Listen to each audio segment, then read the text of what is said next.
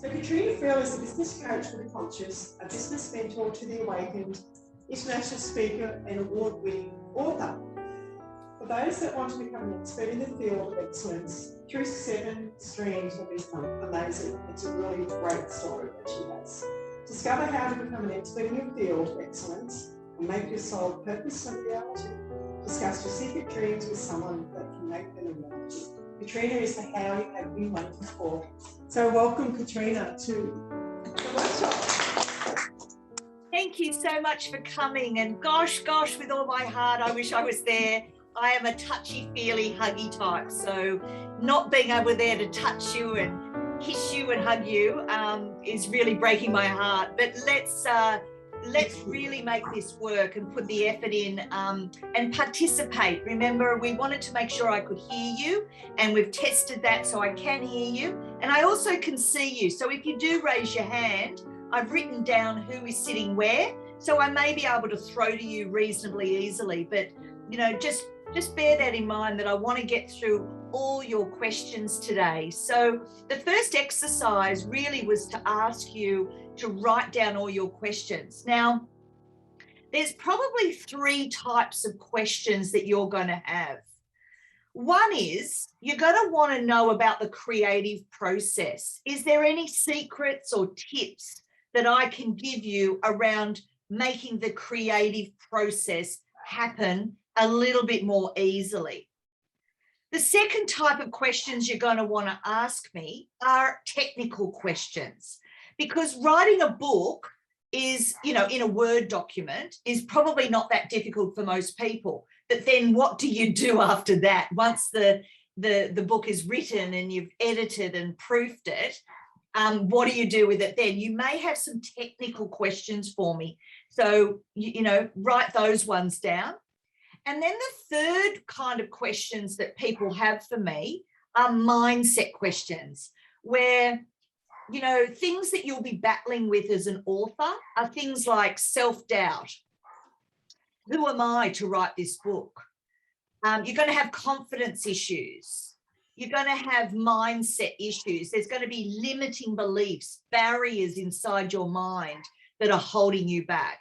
So I want you to ask me those questions today and get my take on what I've done to overcome it, or how I help my clients to overcome those sorts of barriers. So let's start over here. I've received one question so far, and one is, I'm in the very, Sue, do you want to just open up your video and sound and just read out the question that you've got for us? Hello, yeah, sure, Katrena, thank you. So, yeah, I'm in the very beginning stages of looking at writing a book, and I'm wanting to do so in order to help grow my business. So I have absolutely no real idea where to start, except I'm a real, beginner, completely sort of coming to this thinking this is something I really want to do. I have a story I want to get out there, so it's not that I'm without content, and it's not that I haven't been thinking about the content, but it's more about what's the first thing, because I guess writing a book is, say, quite different to writing maybe a blog or a newsletter or creating content for your website or all those types of things, which I'm, very au fait and familiar with. But when it comes to thinking about writing a book, it's like, oh, wow, that seems a lot bigger. And it seems like something, I guess it's like trying to break it. What I'm looking for maybe is some answers to help try and break down it into a more manageable piece, if that makes sense, Katrena. It totally does. So what I do with my process is we have a 2-day kickoff. So the first day, what we do is we start off with your values, your mission, your vision, mission, values. And then we expand into strategies, and then we do this whole business plan. And inside the business plan is your avatar, your branding values, all sorts of things come out of that. It's ends up being a 30-page document all about you and your vision and what you're trying to achieve. Now, don't dive straight into a book until you've done the rigor of that, because otherwise what happens is you go, well, what's my direction? Where am I going with this? What do I stand for? I have no clue, because you haven't done the business planning phase. So first piece of advice for everyone is to do that business planning stage so that you know what is your audience, who is your avatar, who are you talking to? Yeah, that's great. What kind of business are you trying to build here? How's the book all fit into that? So that's the first phase of the process. The second phase of the process is we do day 2. We take all the information we learned from day 1 and we put it into day 2 and say, okay, we now know where we're going and who we're talking to. Now let's think about what kind of philosophy we have. And as Sue said, I have no problem with content. And that's why you're all here. You all have your content and it's at the back of your mind. You don't know how to bring it forward. So day 2, we take it from the back of the head and bring it forward. And what we write first is what I call your skeleton. So I say to Sue and say to you guys, okay, so what do they need to know first? What's chapter 1? And Sue, just throw it out to me. What do they need to know first? Well, I guess firstly what they want to know is why, who are you and why are you writing a book and why do you think that people want to read it? Great. So what I call that one is you'll have a couple of pages on about the author.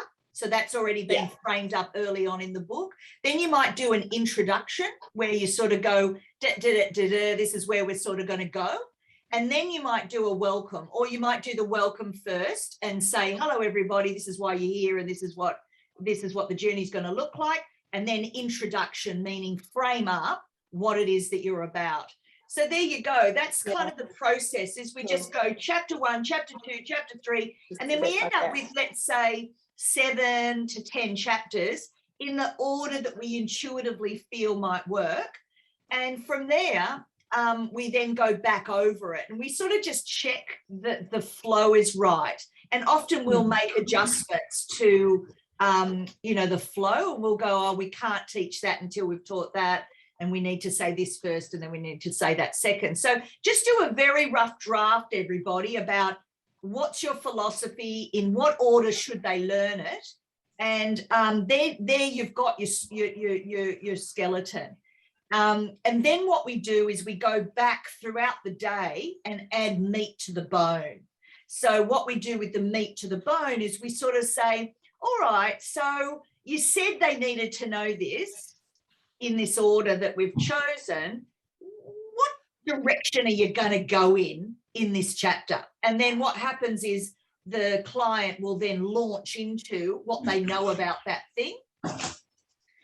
And that's great. Once I see that they know what they're talking about in regards to that, we might record that so that they remember their genius that just spewed out just then.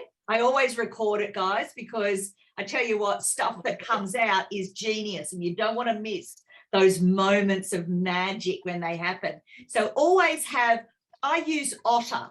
Everybody write that down, Otter. OTTER. And it's an app. Otter app. Otter.ai. Okay. Yeah, and you'll find it there. I use Otter because I love it, because when you talk, it actually also types it. So you end up with a written shitty draft of what you just said.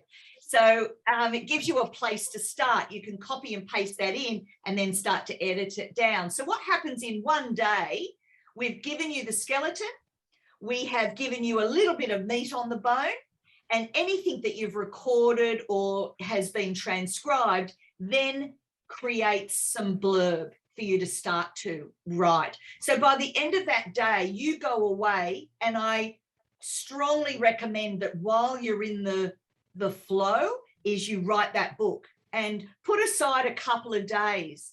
Put aside maybe 7 days and you will actually flesh that book out into its first draft. And I call that a really yucky, disgusting first draft. It is messy, but that's okay. All the crap is in there. Everything's sort of in the right order. It may not be proofed or formatted correctly, but it's there.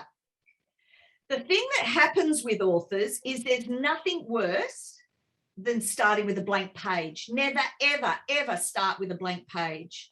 Always start with a bit of a skeleton, put a bit of meat on the bone, and then you watch. The idea of that is the book writes itself. And that's what happens is I send my clients off after that day.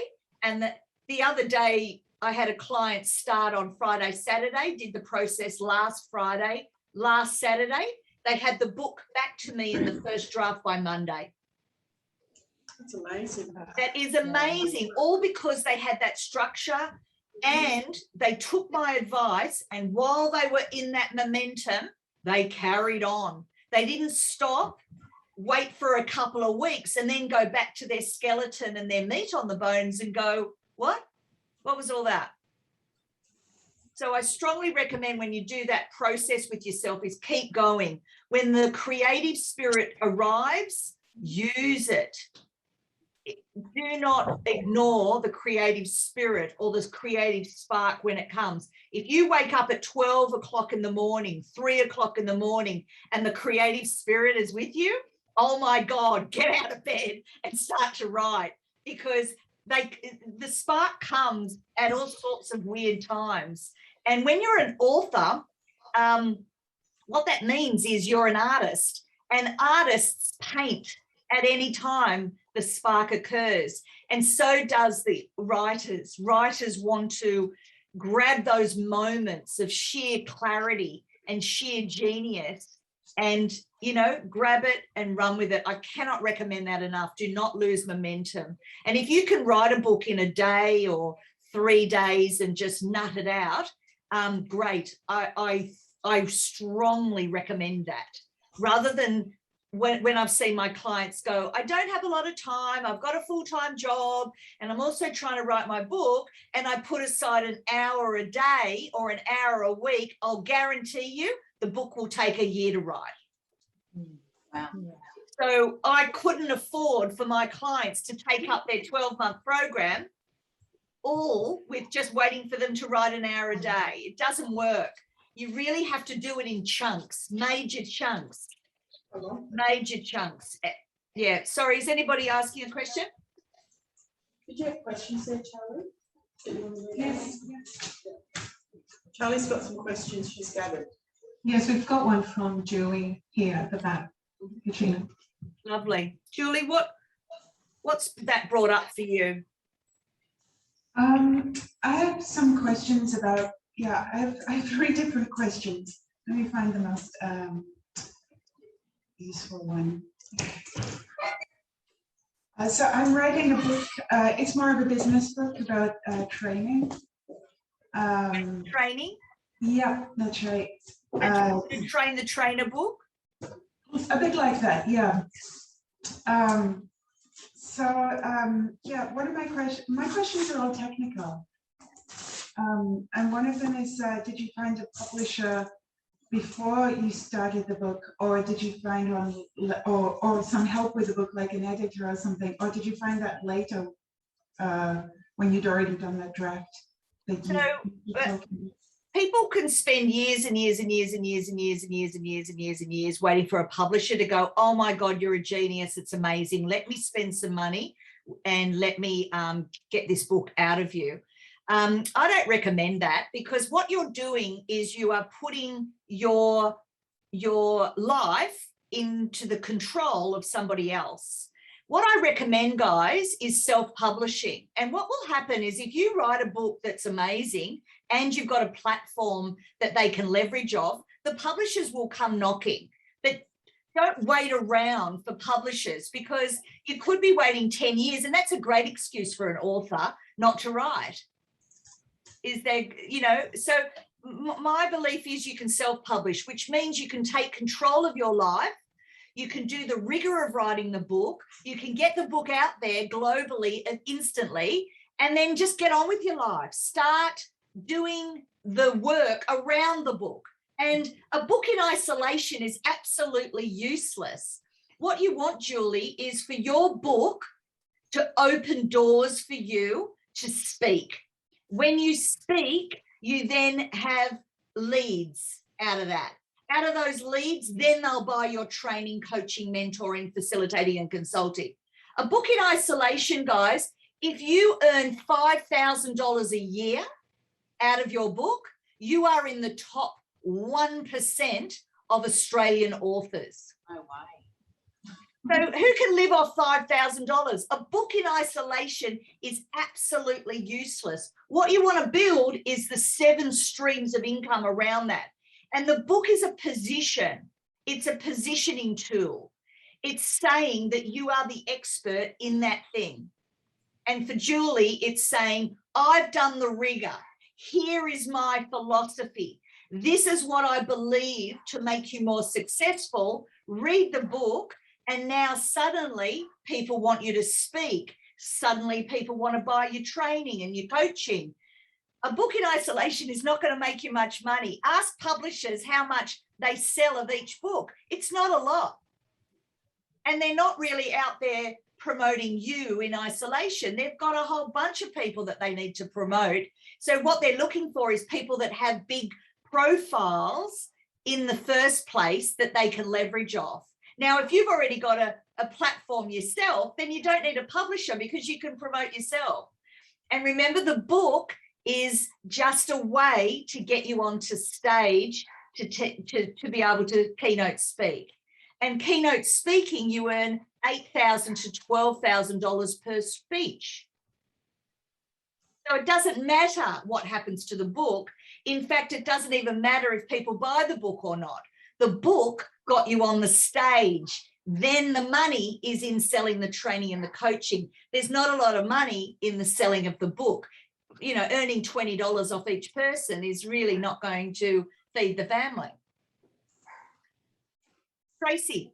Sorry, I know there's other questions, but just staying on that topic for a second, yeah. I just wanted to ask you, so what you're saying is that you actually just sell the book yourself, so you wouldn't spend time going and trying and getting it into bookstores, into airports, into all of that sort of thing where people can actually buy it?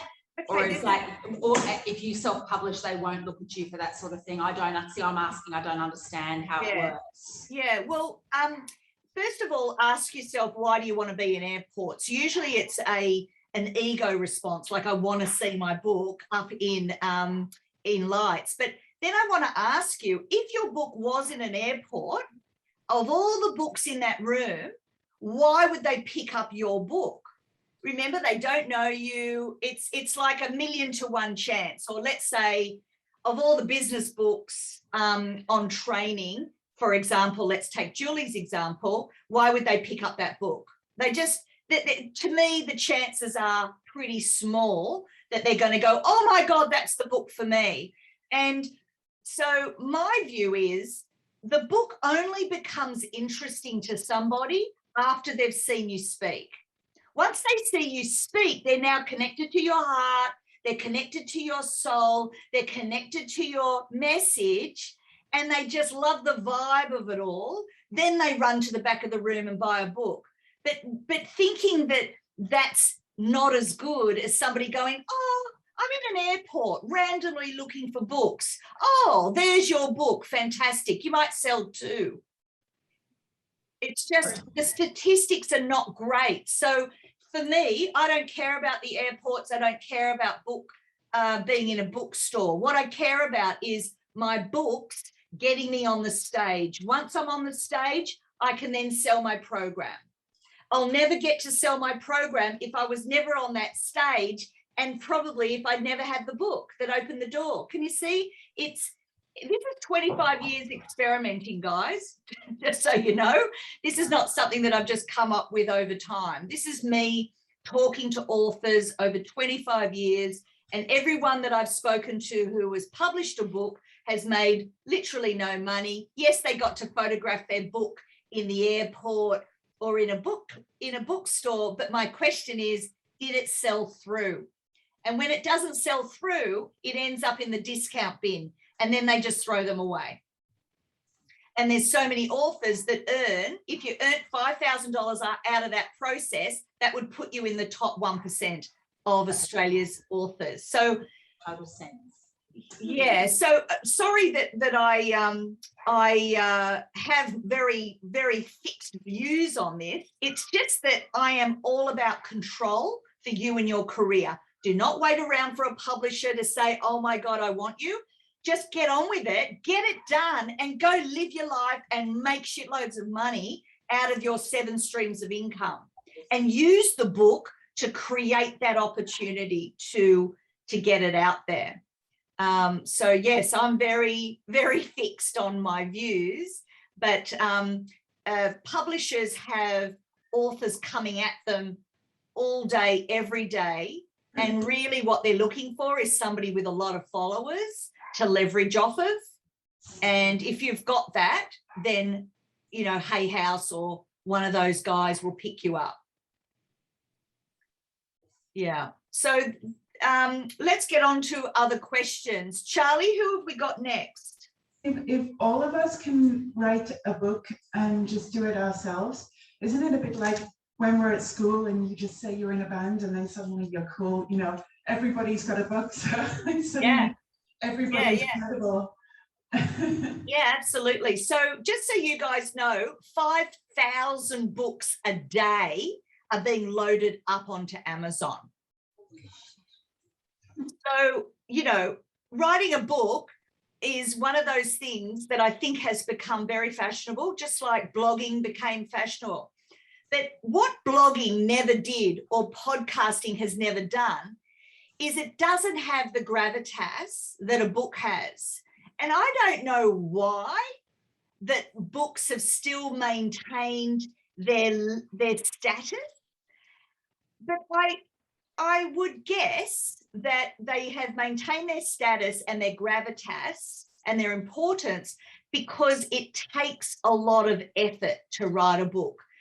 And that's why I encourage my clients to write a book, because it positions you as an expert.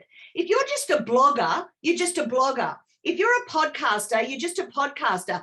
You're just, you know, putting it up there. Whereas a book says to the world that you have sat down and brought down your visionary thoughts, your unique philosophy, I like to call it. I call it a philosophy.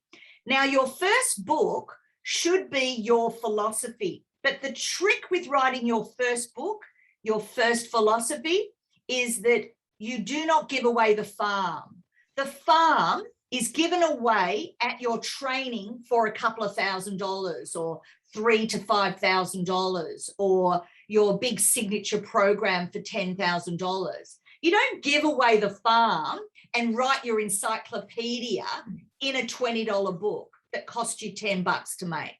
You don't give away the farm. What you give away is the what, why, who, that you leave the how out of it.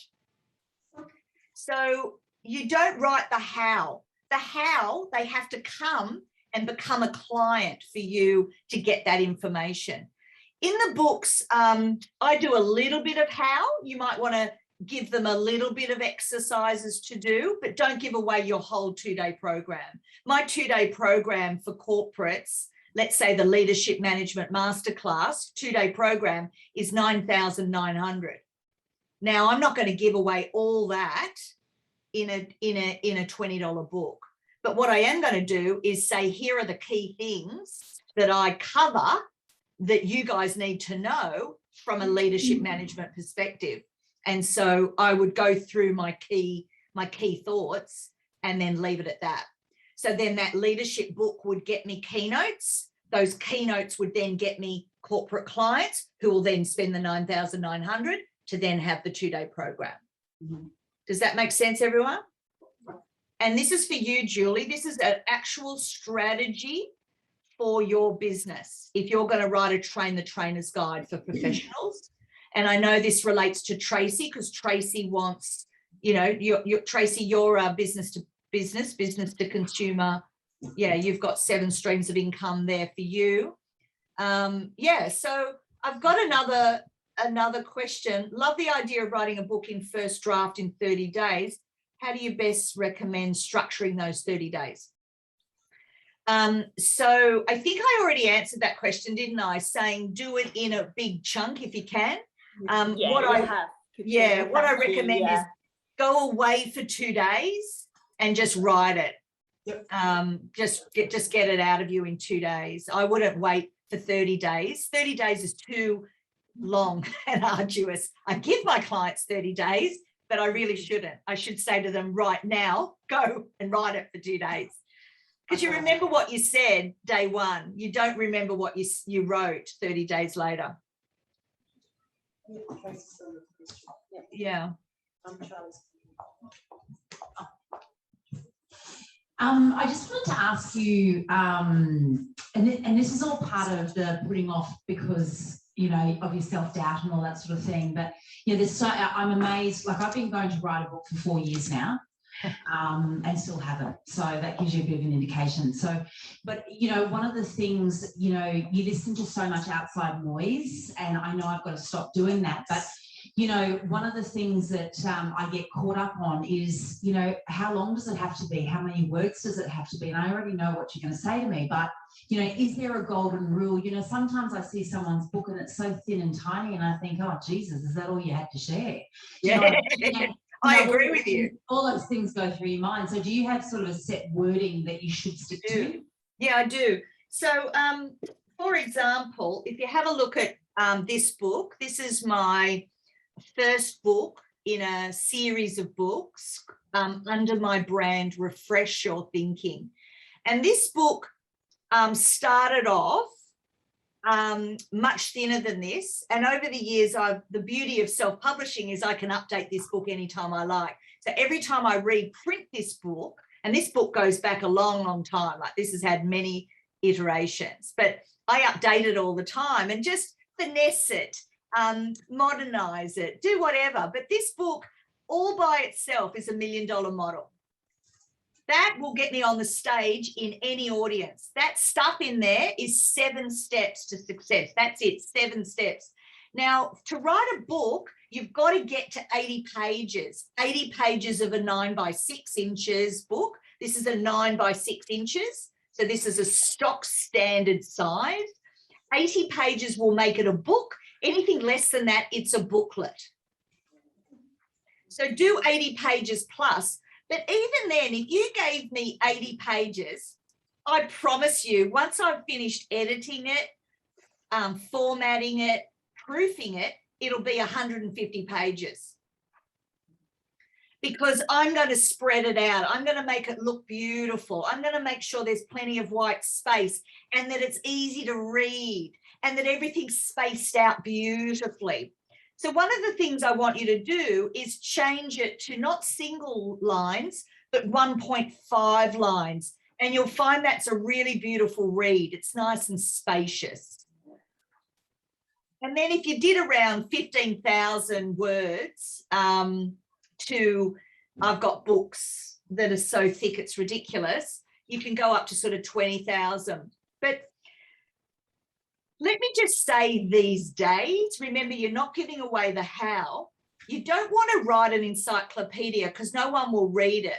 And I remember this lady, she wrote an encyclopedia. It was this thick and she put it out into the world. She had a huge following, huge training business, and no one could get through it. It was all too much. So she ended up doing an edited version of it, which ended up being more digestible. We live in a world today where nobody has any attention span. And so let your book reflect that. If you can do something that's quick and easy to read in a couple of hours and it's beautifully presented, then you've done its job. It'll get you on the stage. Thank you. Yeah, no worries. So, Katrina, I've got a question here.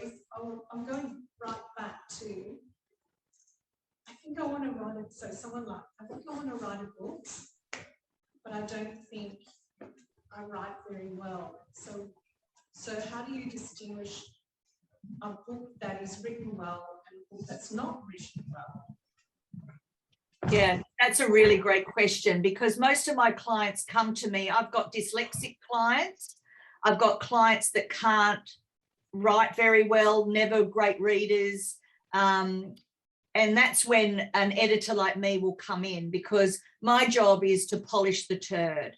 So as long as the paragraph that they have written, like whatever they've said in that paragraph, as long as I get the idea of what they're trying to say, I will finesse it. So that's our job as the editor usually. I'm even really a ghostwriter for a lot of my clients, but you'll never know it, because something different about me is you'll never know that I am their editor. You'll never know that I was the one that published that book for them, because I don't put my name on anything. I let them shine. I let them have the kudos. And a lot of publishers or a lot of editors will want their name on the book somewhere. And I don't agree with that philosophy. I say, it's your work. You've paid me for my strategy. And the book is one strategy in a strategy of 7 streams. So to get the book done is the most cumbersome part of my program, and it takes the longest to do. But once we've got that book, guess what? I now have approved copy that's proofed to go onto the website. I then can create whatever we did for the book cover, then becomes the brand, which goes on the website, the look and the feel. Then your all your keynote speech slides are done from the look and the feel. Then inside of that book is all your social media memes for the next 5 years. And so everything comes out of that book. So I love it when I finish a book. It means I can start to implement all the other strategies in my program. So yeah, the book is real rigor, and I want you to do the rigor. I want you to learn about who you are and what you offer and what your philosophy is. That's the point of doing a book. My job is to draw that out of you initially, but it's your job just to get your philosophy down inside the skeleton. And then once that's done, I usually get these books back that are really, really not great. And then my job is to fix it up. I recently had a client who was Russian. So her spelling and her pronunciations and her word selection was not correct. And so every word I literally have to touch in an edit, especially in the first edit. I always can't wait to get through the first edit, because that's the hardest part for me as an editor, to tidy it up, get it all into a state where I can now start to read it. And then I can start to read it and go, you know what, we could say that better. Or a good editor will say things in less words. I hate long sentences. I hate long paragraphs. And I look for trips. So guys, when you read a book, you don't want to be tripping all the time. So when I read something, by the time I finish editing it, I can read it with no trips, no second guessing, no problems. It should be smooth to read. So look for trips. And if you're reading it going, then that's not a good read. Whereas if you read it and go, yep, smooth, boom, then that's good writing. But yeah, most people, if you're not a baby boomer, you've got terrible spelling and have no idea about grammar. That's me. No pressure. No pressure. So yeah, don't worry about it. I always have to address this with my clients because they're often ashamed and embarrassed. So please don't be ashamed or embarrassed. I can tell you there's always a worse story than you.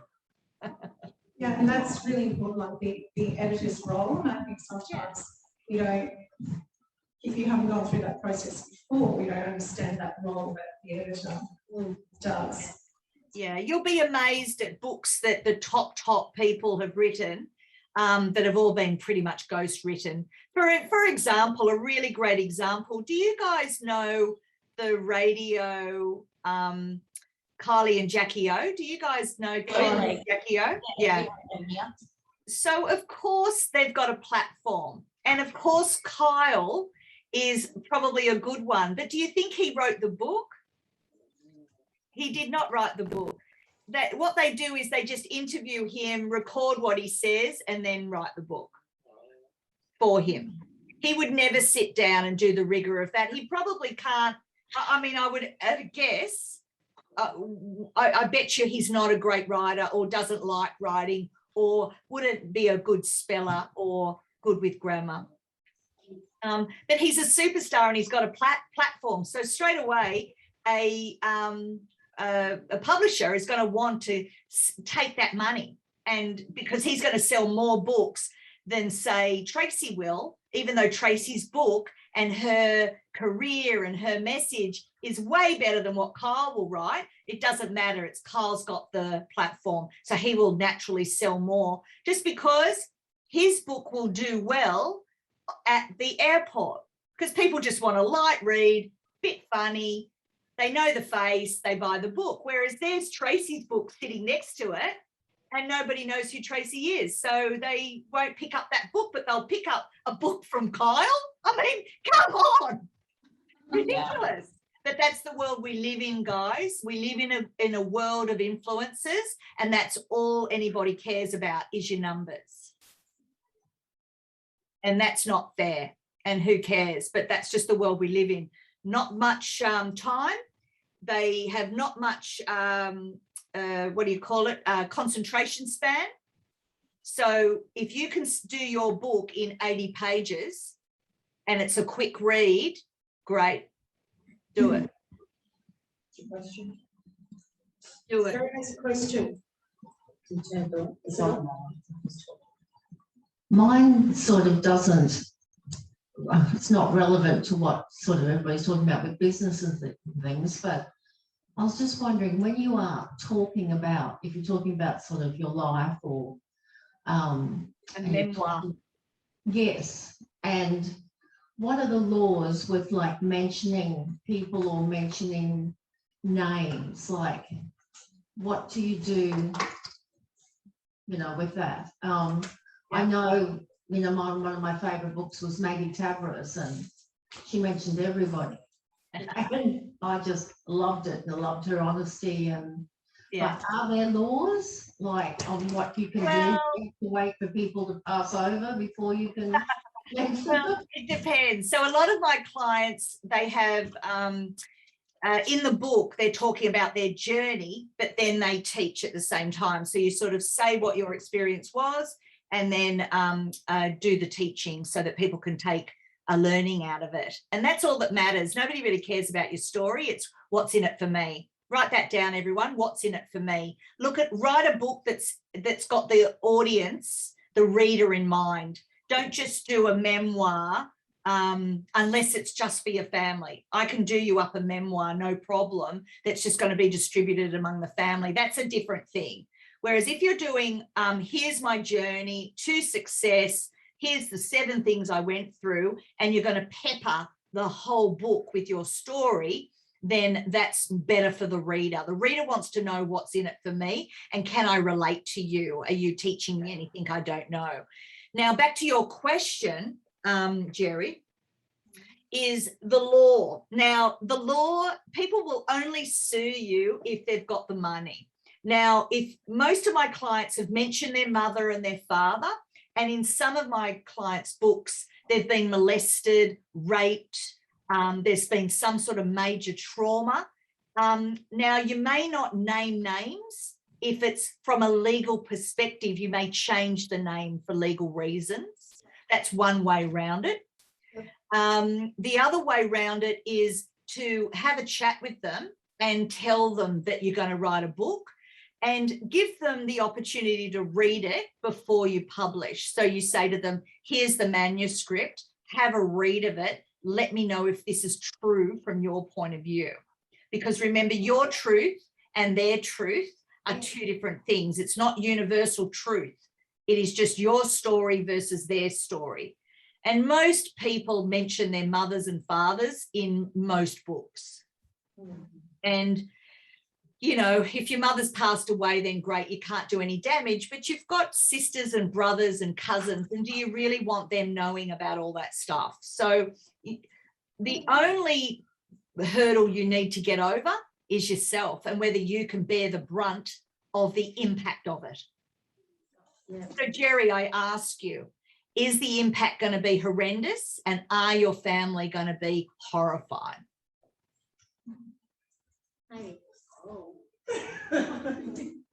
I missed that, Jerry. What did you say? I said maybe just a little bit. Yeah. Yeah. So But do you still want to tell the story though?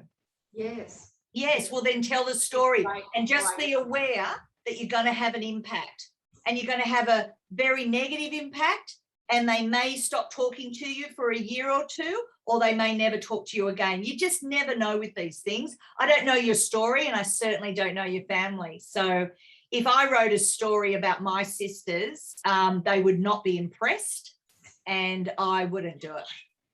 Right. Because, you know, if you value the relationship. Dirty laundry is you're basically setting out to destroy the relationship. It's more fun. The things. If it's fun? Yeah. It's more fun. Oh, well, then that's okay. They'll probably love it. But show them, I would go to them and say, I'm writing a book right now. I'll give you the manuscript, and then give them the manuscript to read. And if they don't read it in a short, like give them a really shit deadline so that they've got to read it in 2 weeks because you're pressing ahead. So they'll quickly read it, give you their feedback. If their feedback's irrelevant, then just say thanks very much. But if their feedback's good and they've added another memory or added another dimension to the memory, fantastic, take it. Okay, thank you. Yeah, I encourage it. It's just mostly I work with trauma clients that have a journey that is not fun. And so they have to be very careful the way they word things around their mother and their father and their siblings.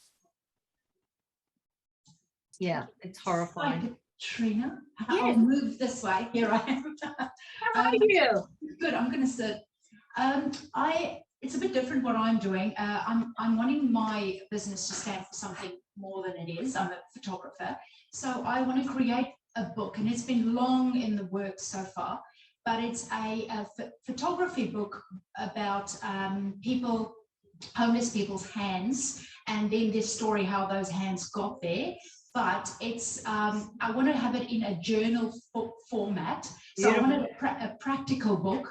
My idea was that it would be sold in bulk to big corporations like banks and mining and tech companies, and give as corporate gifts or boutique bookshops or boutique little gift shops. Now, my question, I've got 2 questions. The one is this a good idea? Yes, yes, yes.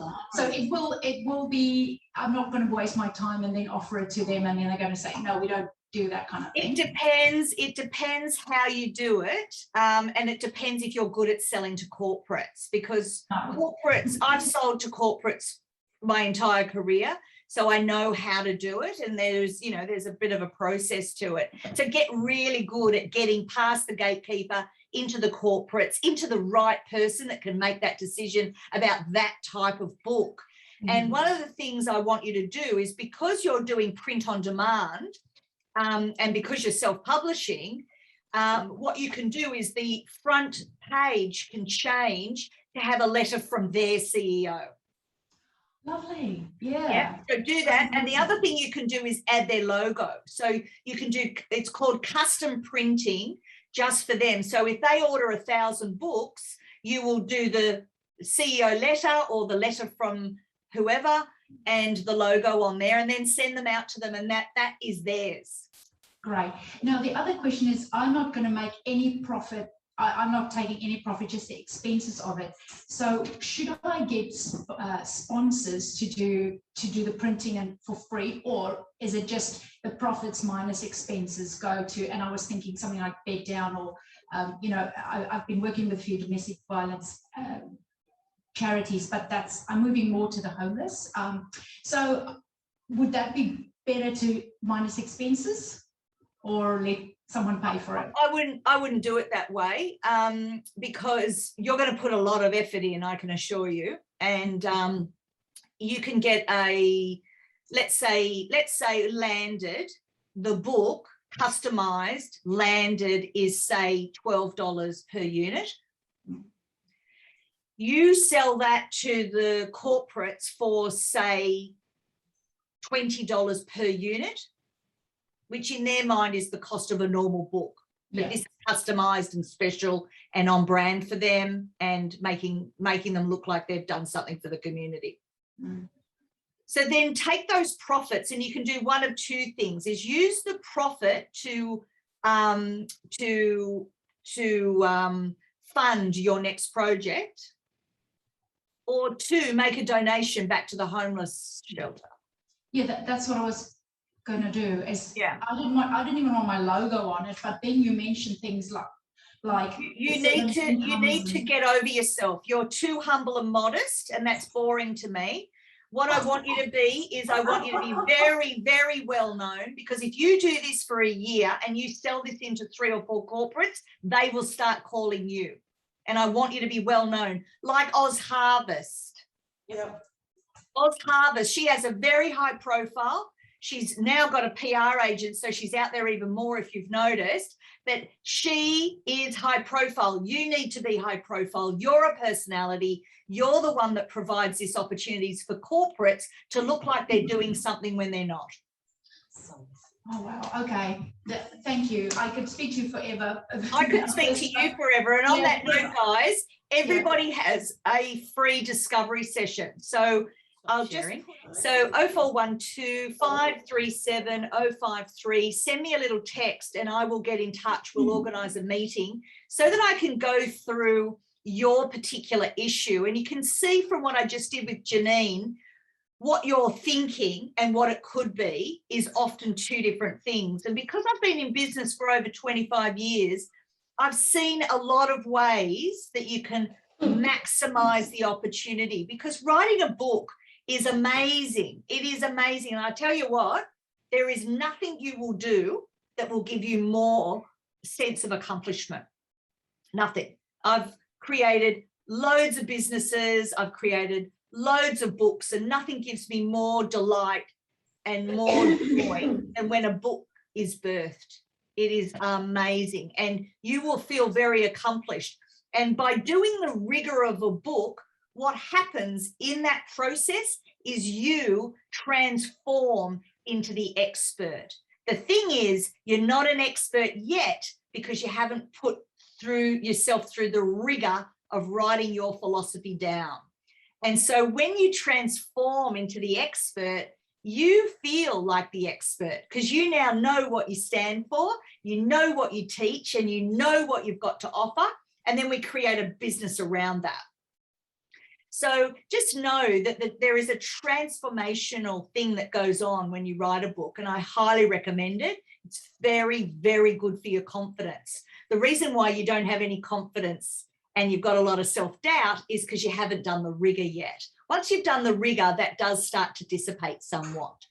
The discovery session is so that we can go through your project. We can make sure that you're structured correctly and that you've got squeezing as much juice out of that opportunity as possible. And you can also see the bigger picture about why do authors and coaches starve. And that's because they don't have 7 streams of income around them. Because being an author is not going to make you $1 million. Being a coach and not being positioned as the expert means nobody calls you. What you've got to do is start at the beginning with the book. The book then becomes a talk. The talk then becomes your signature training program. And only then would they want to be coached by you or mentored by you. So the reason coaches starve is they go, hello, I'm a coach. And then they get crickets. It's because they're not framed up correctly. They're not positioned as the expert with a book. They're not up on stage talking about it, which means you're not the expert. You're just another coach. And have we got enough coaches in the world now? I'm not sure.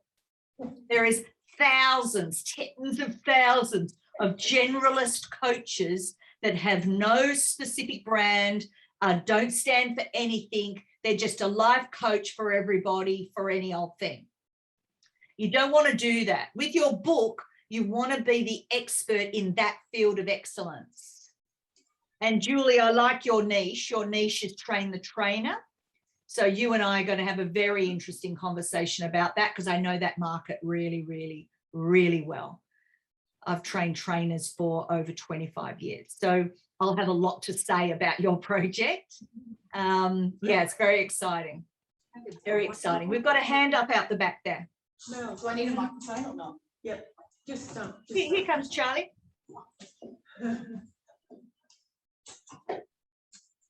I was going to say, I'm also a photographer, and I was very excited to hear about Janine's project, actually. I think we need to talk, because I've got a project as well at the moment that I'm starting, that I only just put out there for a photography book also, and my niche is I help women to find their strength and reconnect with themselves and feel beautiful through what I call empowering portrait experience. And it's with no makeup, and it's black and white, and it's all about showing a woman who they are on the inside. And so I'd love to put my work into a book, but what I want to do is, and this is where I struggle, is I don't want it to just be a just the photograph of the woman. I actually want them to write a letter to themselves. Beautiful. And I don't think I want it to just be their story, because everyone, we're all on our own journey. We all have a background of some sort. We all struggle with our self-worth. Yep. And I was thinking that, and this is where I'm struggling with, is so one page is going to be the photograph. Yep. And the other page, I'm thinking about getting them to write a letter to themselves. Yeah. And I suppose their journey, and then with the going through my experience, having the portrait shoot and what it's done for them and their self-worth. So maybe them writing a letter to themselves about how that's helped them at the same time. So that's what I'm really struggling with, is what to do with that photograph. You're not really struggling with it. You've already made your decision. Now is the time to take action. Right. Thank you. No worries. I like that. It's awesome. Yeah, I'm really excited. I do have the fear and self-doubt going on about Yeah, it. that's what's holding you back. That's what it's about. You've already got you can already visualize it. You've already dreamed about opening it up and thumbing through it all. You just want to be heard. Now you've been heard. Yeah. You've now been witnessed by the room. Everyone turn around and say, "Aho, we did it all." And now we're going to ask you about your project and have you moved it forward. Every day do something on it. So start to collate those photographs. You're going to have to go out to all those women and get them to write a letter. What would make that letter writing a little bit easier is if you gave them a structure, so that it writes itself, rather than saying, "Can you just write me a letter, blah, blah." They don't know where to start, blank page, see? Yeah. So don't do that. Give them an example of what you want. So you write your picture, and make sure that's crafted and beautiful and amazing and the standard that you want. Yeah. And then give them a structure of where were you then? How are you now? What was the experience like? Or whatever questions you can have. Yeah. And then when they give it back to you, we would still edit that. We would still fix that up. Yeah. So what they give you is going to be crap half the time. But as long as I've got the gist of what they're trying to say, I can turn the turd into a diamond. That's no problem. Yeah, right. Yeah. That sounds great. But I would make it easy for them. Don't make it hard for them. So I think an example and a structure would make sure that they write it. And anyone that doesn't get it into you by the deadline, chase up once or twice, but just say to them, "We're going to have to remove your photo." Yeah, okay. If they miss the deadline. Otherwise, you'll be waiting for a year for everyone to do it. Yeah. And it will be a pain in the ass. How many people? Is it going to be 50 or 100? Maybe 100, I'm not sure. Yeah, 100 is a hell of a lot of work. So good luck with that, but keeping them on deadline. And maybe what you do is when you photograph them, do it there and then. Record it there and then. Okay, yeah. Okay. And then that will fast track the process. You've already got the bloody blah. What you'll be sending them is something to approve. Yeah, yeah. rather than waiting for them to come back. So just bear that in mind. You really want to make sure this is not an administrative nightmare, which it already will be. Yeah, okay. Because I've put the idea out there to my database, and I'm doing a Facebook ad for it at the moment to bring in people, because I'm actually raising money for the McGrath Foundation at the same time. So for every shoot that comes in for it, it's $100 towards the McGrath Foundation, because it's breast cancer month at the moment. So I've sort of tied in that at the moment. So yeah, again, it'll be interesting to see what you get back passively. So you've just put it out there.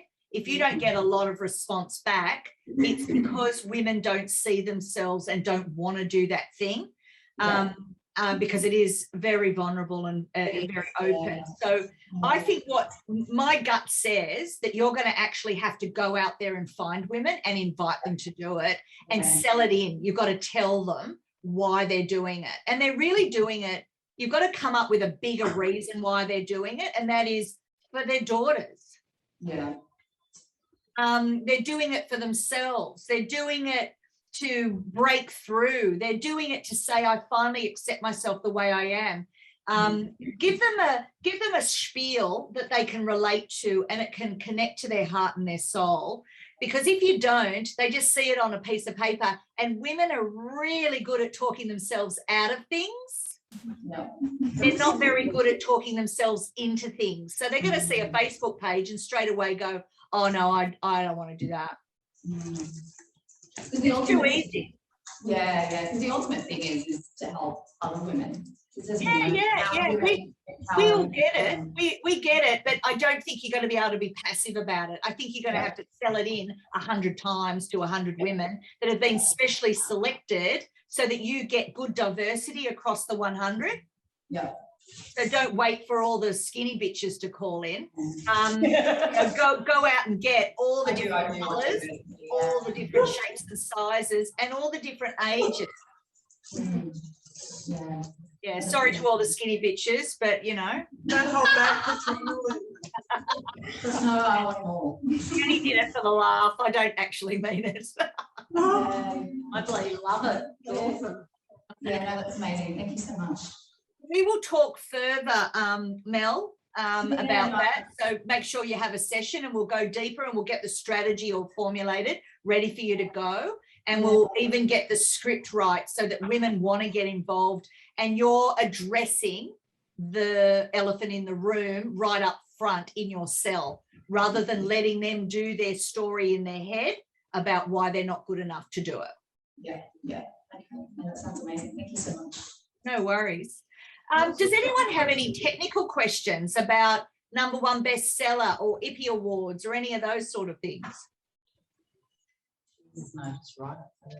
Right, any questions? Can I ask a question? I'm not sure it's a technical one. What's your view about, you've been talking about books, meaning something that's printed on a piece of paper. Do you have a view about e-books, the digital revolution? Can I just say in advance, I hate them. Yeah. But that's not my choice. Do you have a view about which sells better, what's better? Do you go with both? Do you favour one over the other? Those sorts of questions. Oh gosh, there's so much in that, but let me just unpack it slowly. So first of all my books and all my clients' books definitely have a Kindle version. We use the Kindle version to go #1 bestseller. Once that's occurred on Amazon, we are no longer interested in Amazon. We only want Amazon then as our printer. You're not interested in Amazon Kindle or Amazon? We're only interested in using Amazon as now our printer, where we buy our author copies. What I want you to do is sell your book on your website. And the reason being is your book on your website, you can collect data and know who's reading it. Whereas on Amazon, people will buy it randomly. Remember, you're up against 50 billion books, and they randomly stumble on yours and decide, oh, I'm going to buy your book. You won't know who they are. Like, that's the end of it. They'll just be a number on your report. So what I want you to do is stop trying to push at Amazon and push Kindle. I want you to come over onto your website and have it available there.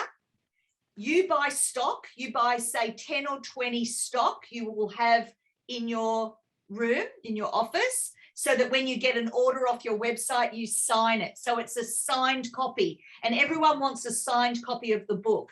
Now, you will sell more of those than you ever will of Kindle.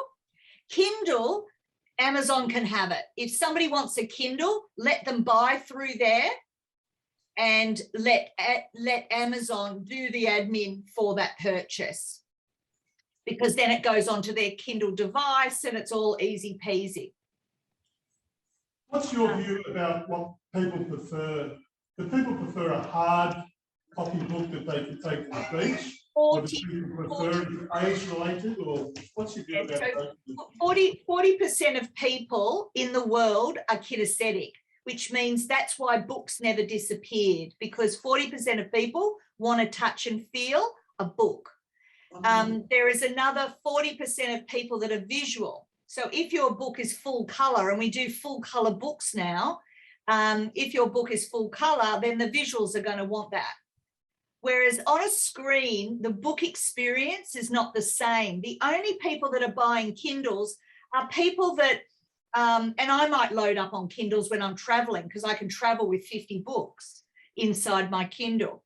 So Kindles are an environmental choice. So some people do not buy books anymore because they don't want to destroy the trees.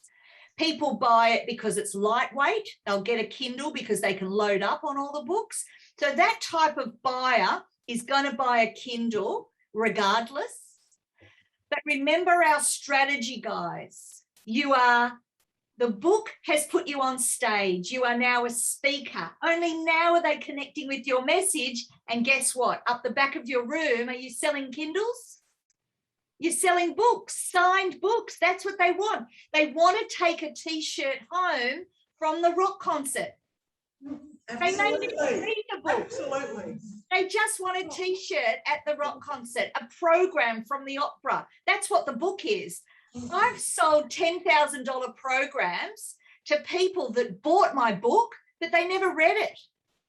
They just wanted the T-shirt at the rock concert. Just like when you buy one of those shitty T-shirts, you never wear them. I do when People do, but you know what I mean. You don't wear it every day. It's not like it's the main thing that you bought. Everyone's bought loads of T-shirts at the rock concerts, and where are they now? You know, so that's my view on Kindle. You will definitely have a Kindle. You will definitely use it to go #1 bestseller. After that, buy copies of your book. They're called author copies, and you get them for wholesale prices through your account. And then start selling the books signed on your website so that you can gather data and know if you've got a customer there or not. Because if they go into the ethos with Amazon, you've lost them forever. You'll never know who they are. Katrena, the other question was just the hardcover, the soft cover. Yeah.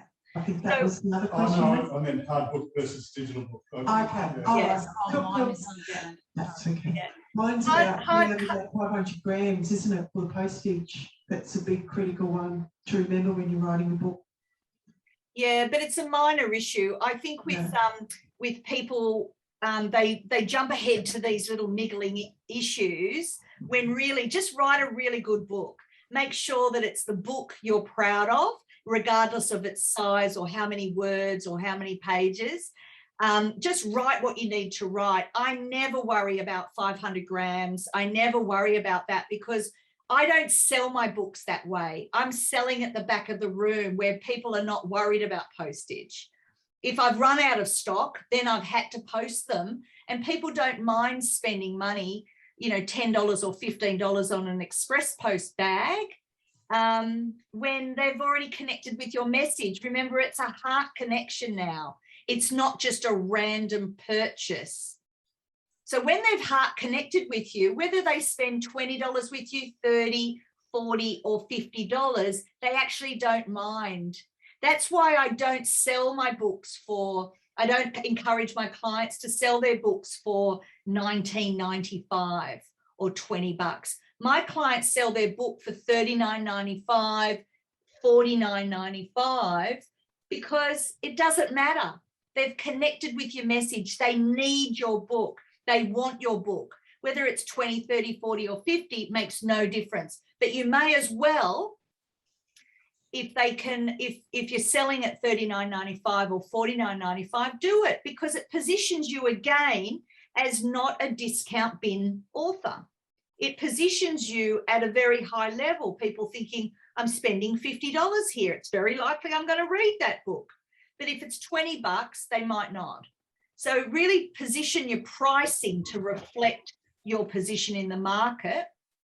And yeah, just be careful about thinking that it's not selling because it's $39.95. It's not selling because you're not on stage. If you're on stage, it would be selling. I'll be on stage.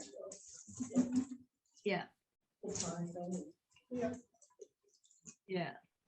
So how are we for time, guys? Is anybody needing to take off? Is there any more questions, or what would you like to do now, Katrina? Do you want more nuggets? I'll just let you know, guys, that if you're self-publishing, you want to go through kdp.amazon.com. I'll say that again. KDP, K, D for dog, P for people.amazon.com. Log in under your normal Amazon username and password, and that's where we load up your paperback and we load up your Kindle. That's the vehicle we use to publish on Amazon and go global to every market in the world. So just make a note of that. That's where we put it. And again, I put your book on your account. A lot of publishers, what they'll do is they'll put your book on their account, which means when you leave them, your book is still there with them. You don't want that. I'm at the moment trying to get one of my, well, I've been put in contact with this lady who had her book put on a publisher's account and now doesn't have her own book to buy author copies because that person's gone out of business or whatever. So I want you to put your book on your account and order your author copies anytime you need them. And I don't recommend you buy hundreds. I recommend you buy 10, 20, 50 at the max, depending on what events you've got going on, because keep the stock fresh. Just buy some more, remembering now Amazon now prints in Australia, so the lead times to get deliveries is no longer a massive issue. So there's that. The next thing I want you to know, guys, is I need you to be award-winning authors. That is way more important than #1 bestseller on Amazon. So go to IPPY Awards, IPPY Awards.com.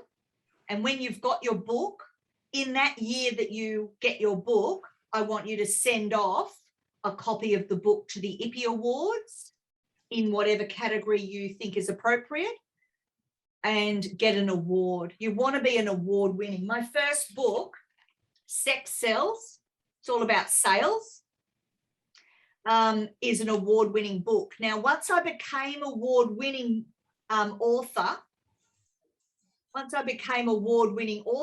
I am an award-winning author for the rest of my life. So you only need to do it once and then that's it. You're award-winning. Make sense? Absolutely. Isn't that exciting? So just get it once and then forever. You don't have to chase that dragon any longer. Just become award-winning, because I think that really gives you a little bit more gravitas than the Amazon #1 bestseller. I give stickers to my clients. As soon as they become #1 bestseller, I post them off these little stickers to stick on their book, waiting for when their books arrive. But #1 bestseller is just the first little step, just to celebrate doing the book. and then you want to go for award winning. That's way more important than this silly little thing. But to the market, that's important. The market likes to see that. It's just a marketing thing. So Katrina, how hard is it to become an award-winning author then if there's that many people out there writing books every week, month, year? Yeah, but not a lot of them know about the IPI Awards, so they're probably not applying, but it is competitive. So if you do win an award for your book, and 2 of my clients have done that, the rest probably haven't applied, but 2 of them are award-winning, and so it's possible, plus myself. So, yeah, the trick is you've got to get a raffle ticket. So I encourage you to go in it. And if you get gold, silver, bronze, then great. It doesn't matter whether it's gold, silver, or bronze. It's still an award. So you're still an award-winning author. Awesome. Yeah. So there's tricks to the trade with that. But I just want to flag it with you, and so that you put it in your goals, guys. Absolutely. Yeah.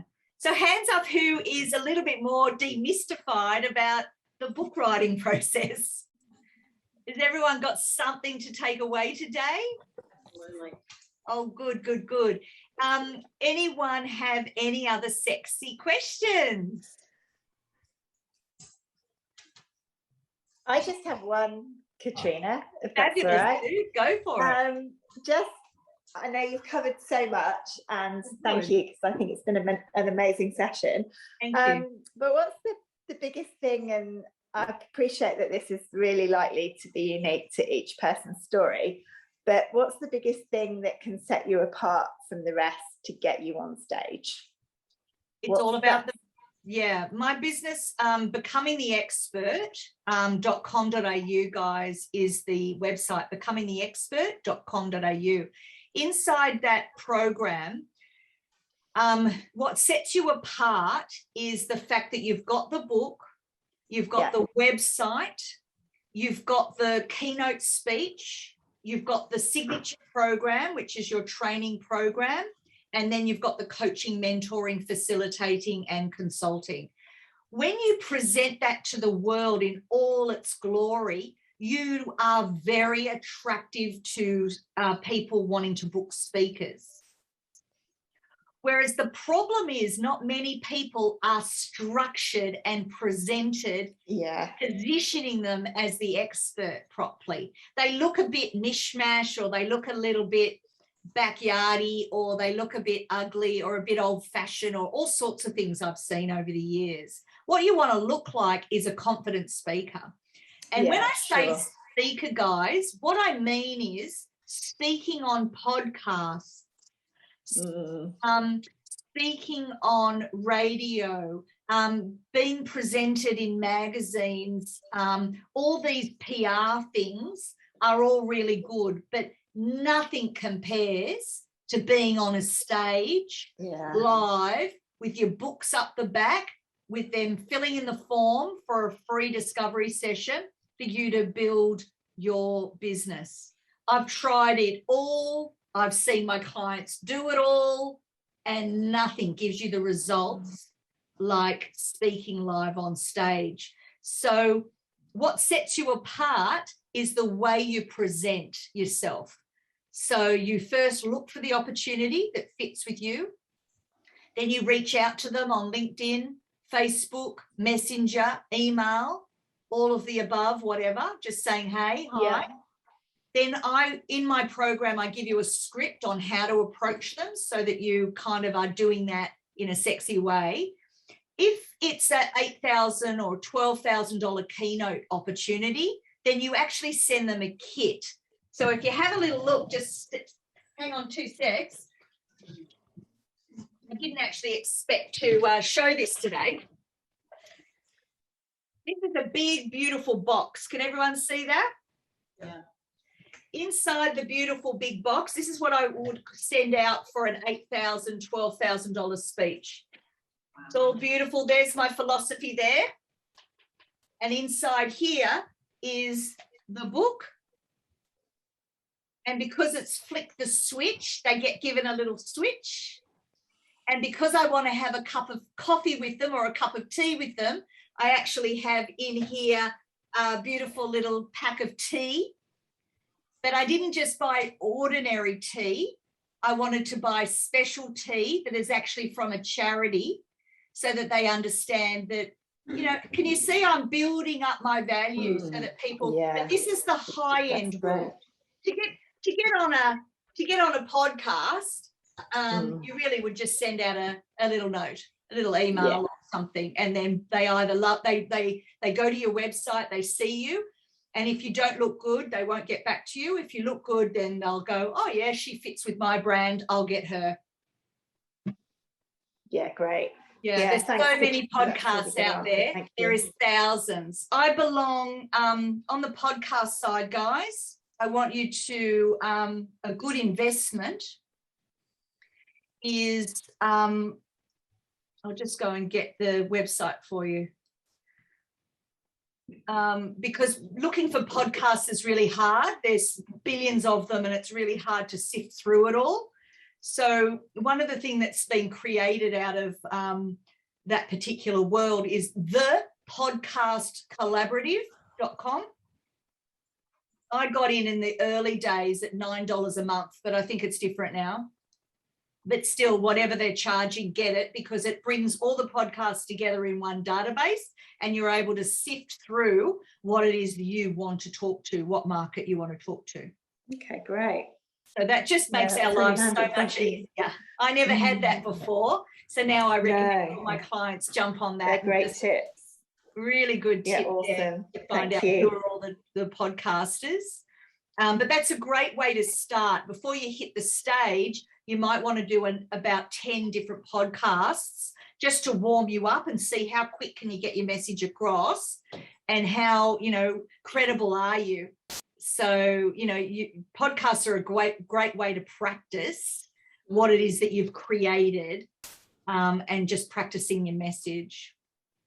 But I work with my clients on their keynote. I give them their slides and we craft a message and we practice, we film it lots of times. And if we get a good film of it, we'll actually end up putting it on the website. So as collateral with the beautiful slides coming in. It's a really gorgeous little video. But yeah, you've got to be on point. You can't be waffling on a podcast. So that's why you need practice. And if you're waffling on a podcast, then you're probably going to waffle on live events. So you really want to get practiced before. Now, let me end on this point. If you are an introvert, guys, hand up who is an introvert or identifies as a bit of an introvert. Maybe a bit. Introverts are much more likely to do the rigor of writing the book, because for them to be alone in the office, typing away, it all feels so safe and secure. The problem with introverts is then doing the extrovert part of it, which is getting it out into the world and telling people about it through podcasts, live events, your website, your blog, your social media. Whereas extroverts, anyone identify as a bit of an extrovert? Any hands up? Yep. Your problem is going to be sitting down and writing the book. You can't wait to get on stage, but you haven't done the sitting down bit. So with my clients who are extroverts, they're all very keen and can't wait to get on stage, but they find it difficult to sit down, focus and write the book and do all that introverted activity. To be successful, in my view, is to be able to access both. You need to be able to do the introverted, write the book, check the book, research the book, do all that, cross your T's, dot your I's, you know, do the rigor, and then step into extrovert and get on stage. So Tracy, can I just ask you, you put your hand up as an introvert, so you are happy to head down, bum up and write?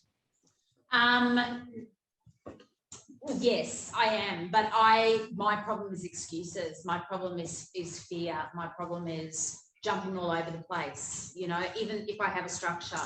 Yeah. So, but I'm happy to be alone and to get going on it. Yes. Yes. But what I have both. I'm introvert, but I sure as hell can turn the switch and turn myself into an extrovert when I need to. Yeah, and that was the point I was going to make, is that Tracy is a good example of being able to sit down, put her head down, bum up, but also able to flick the switch and get on stage and promote it. So Tracy is much more likely to be successful if she can overcome these fears that she just mentioned. So do you want to unpack fears for a minute, guys? Yeah, I actually did have a question. My question is, and I have listened to you and I do understand about unpacking and spending that time unpacking and getting that structure. I can't tell you how many times I sit down then and then I go, oh no, actually, no, I don't think my book should be about that. I think it should be about this. So all of a sudden, and I don't know whether that's an excuse so that you stop going or whether you're just really not passionate and clear about your actual, outline. I'm not sure what it's about. Do you know what I mean? Yeah, it's about not doing that first bit, which is the business planning phase. Once you've got that business planning phase, the book is really obvious after that. Okay. So that's the first step. The second step is how I overcome it.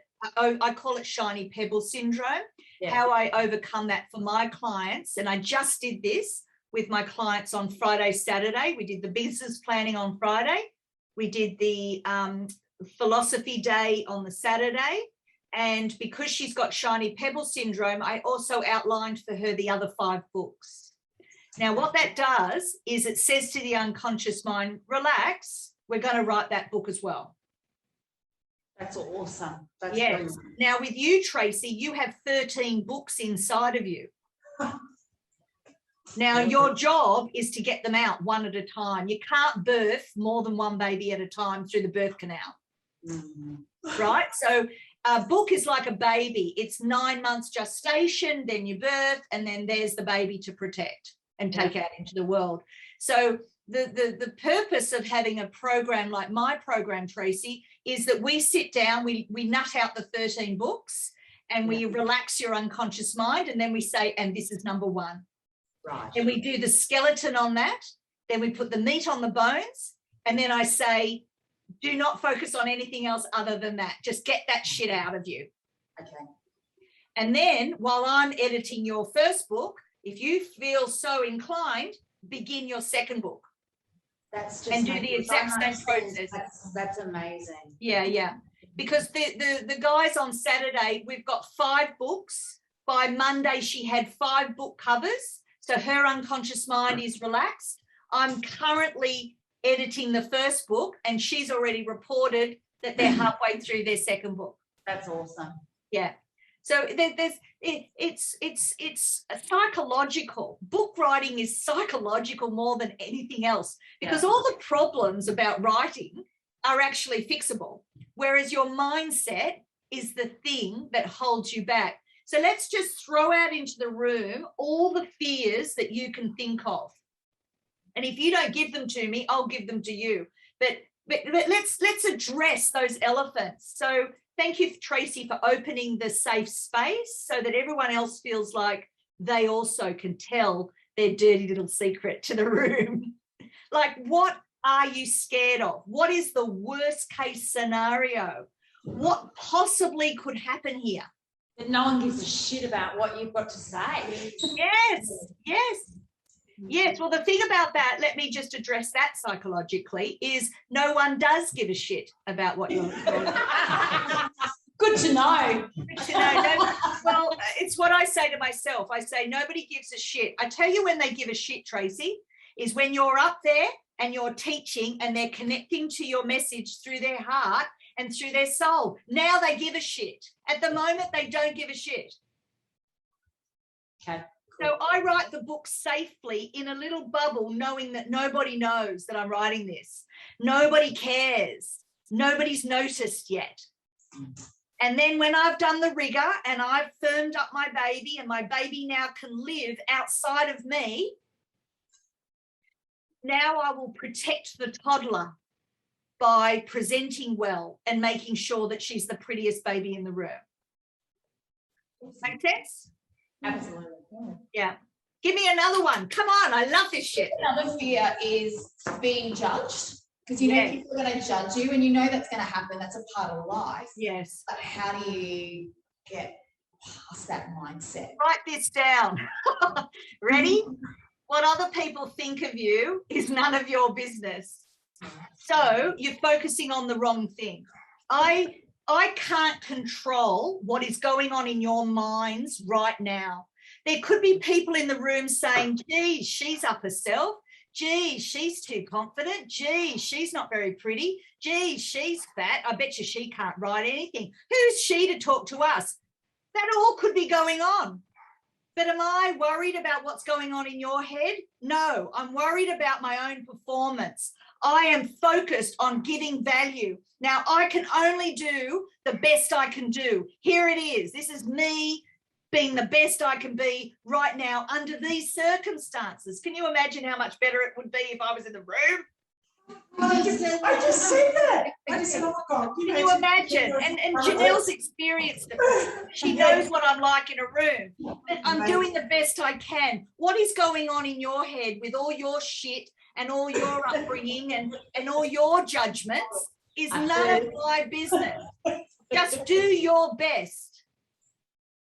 Okay, give me another one. Come on, you I wrote a few articles about myself and my stuff, and but I'm incredibly honest, and I gave it to a guy to edit because he is a copywriter, and he just said, you can't say this, you need to say it this way, you need to say it that way. And in the end I read it, and it wasn't me saying it. So how is too honest? Where do you stop using your language? You know, yeah.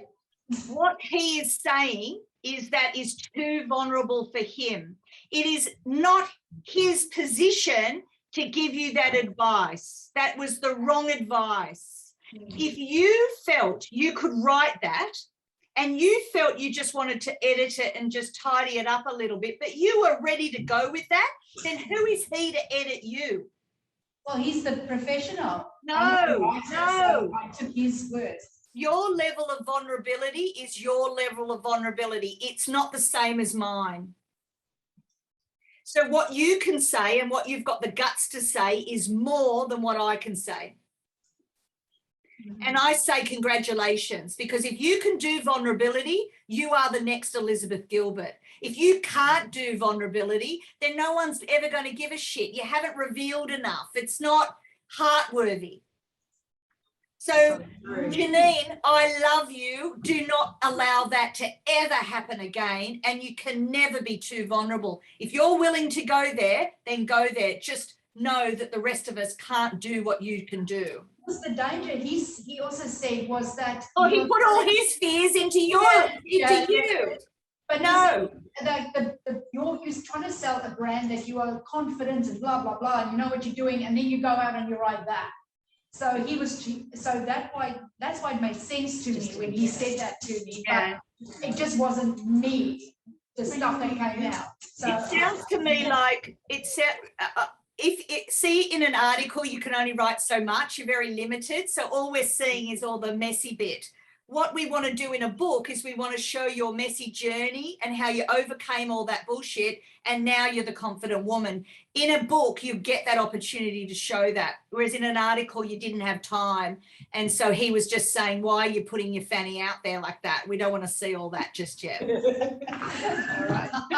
Raise your legs. Yeah, I think I should cross my legs. You know what I mean? Like it probably wasn't framed up correctly, but I'm out of context. What I'd love, Janine, is I would need to see it, but I would say it's just because it's an article. You went too far, too soon for just an article. Like, where are we going with it? What's the point? Where's the learning for me? What do I learn out of it? What's in it for me? Just hearing your messiness? Well, that doesn't help me. Thanks. All right, fabulous. Yeah. Any more Good one, Janine. Love you. Anyone that's too vulnerable is going to be a star. Can I ask, in regard to the title, is it natural for that to come to you during the project and not at the beginning? Great question. What we do is we often, in the planning phase, end up with a working title because it's come out of all that planning and that branding and, you know, avataring and all the exercises we've done. We start with a working title, then I get you to write your book based on that sort of title. And then if it shifts and if we get a better title, then we'll change it. And we just did that with my client that weekend. So we started with one thing and we've already shifted it. By Monday, we changed it. Yeah, nothing's set in stone at all. Even when you've printed the books, I can still change it and update everything all the time. And that's the beauty of self-publishing. Fabulous. Yeah. And is the book selling after publishing 10 years after or 15 years after, still selling, or what happened to the books? Oh, the book stays on KDP and it just stays out there in Amazon land. And if you've still got your website selling it on your website, then yes, 15 years can pass.